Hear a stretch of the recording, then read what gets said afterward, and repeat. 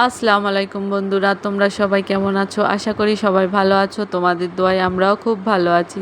আজকে আমি বানিয়েছি মাটন কিমা পান্তারাজ। চলো শুরু করা যাক রেসিপিটা।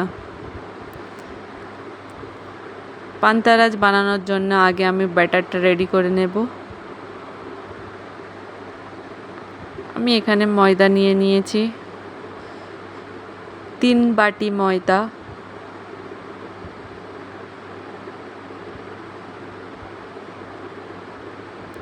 এটা ভালোভাবে চেলে নেব।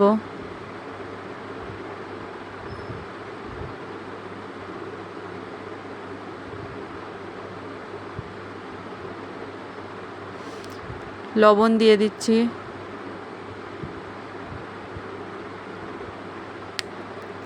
রেড ফুড কালার, এটা দিয়ে আমি ভালোভাবে মিক্স করে নেব।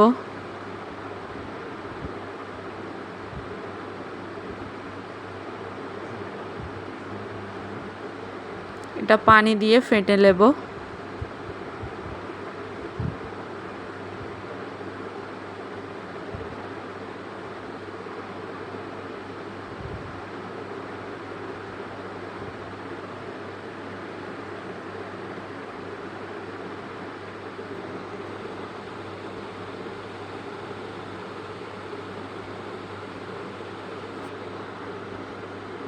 ভালোভাবে ফাটতে হবে। যতটাই পানি লাগবে ওর হিসাবে পানি দিতে হবে। এটা আমার রেডি হয়ে গেছে। এটা ছেঁকে নেব আরেকবার, না যেন কোনো দানাদার থাকে।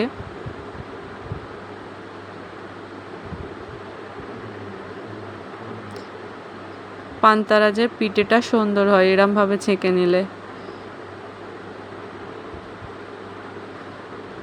এর নিচেরগুলো যেগুলো রয়ে গিয়েছে একটু পানি দিয়ে এইভাবে করে নিচ্ছি।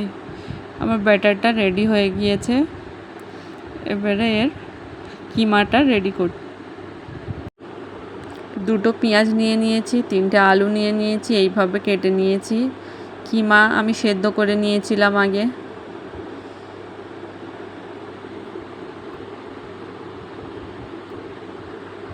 এটা গরম হয়ে গেলে সরষের তেল দিয়ে দিচ্ছি। সরষের তেলটা গরম হয়ে গেলে চারদিকে ফেলিয়ে দেব।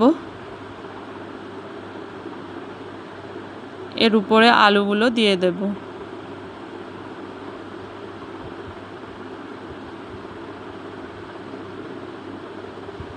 আলুতে সামান্য ফুড কালার দিয়ে দেব, লবণ দিয়ে দেব। এটা ভেজে নিতে হবে।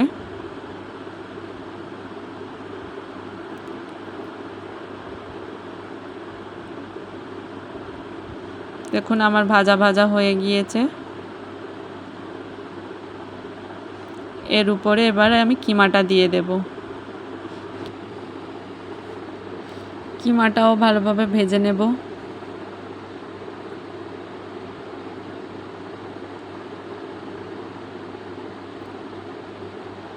এর উপরে গুঁড়ো লঙ্কা দিয়ে দেব, গরম মশলা দিয়ে দেব। কিমাতে আমি জাল দেওয়ার সময় লবণ দিয়ে দিয়েছিলাম।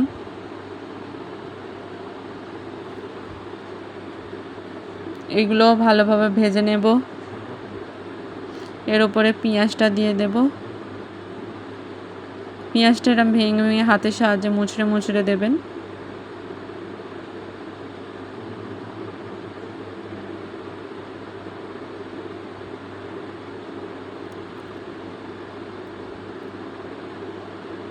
এটা ভাজা ভাজা খুশবু আসলে তার মানে এটা হয়ে গিয়েছে।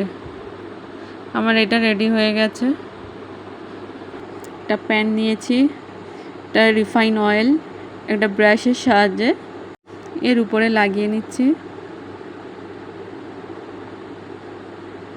যে ব্যাটারটা আমি রেডি করেছিলাম ওই ব্যাটারটা এর উপরে ফেলে দিয়ে দেবো। এরকম চারদিকে ফেলতে হবে।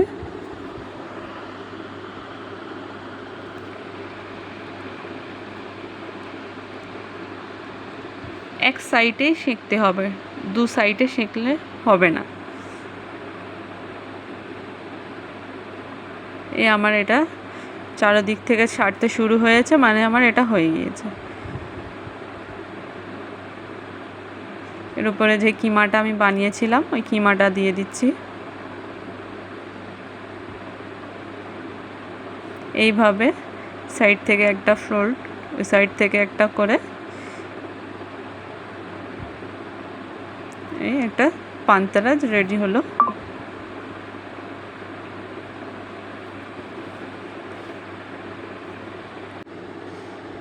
এইভাবে আমি সবগুলো বানিয়ে নেব।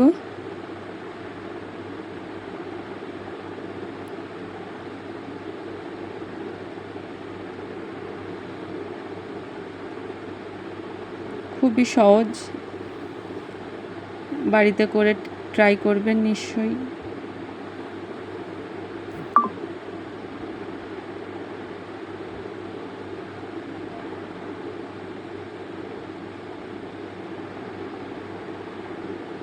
আমি এগুলো ভেজে নেব। আমার এইভাবে সবগুলো হয়ে গিয়েছে, আমি এবারে এটা ভেজে নিচ্ছি। রিফাইন অয়েল দিয়ে দিয়েছি, তার উপরে এগুলো দিয়ে দিয়েছি। আমার ভাজা হয়ে গিয়েছে এক সাইড, আর এক সাইড ভাজতে দিয়েছি। ফের এর উপরে হালকা হালকা করে রিফাইন অয়েল দিয়ে দেব। আমাদের channel kitchen story by Khan family kitchen. আরও বেশি ভিডিও দেখার জন্যে please like, share, comment and subscribe করুন বেশি বেশি করে।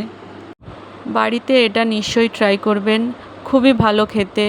সন্ধ্যের নাস্তা ঝটপট রেডি।